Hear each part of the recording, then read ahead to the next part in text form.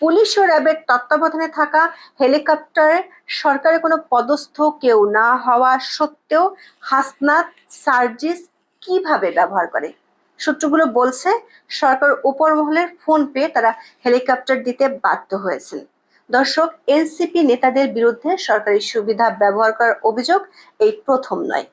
28শে ফেব্রুয়ারি নতুন দলের আত্মপ্রকাশ অনুষ্ঠানে দেশের বিভিন্ন জেলা থেকে সরকারিভাবে বাস রিকুইজিশন করে ঢাকার মানিক মিয়া এভিনিউতে লোক সমাগম করা হয়েছিল।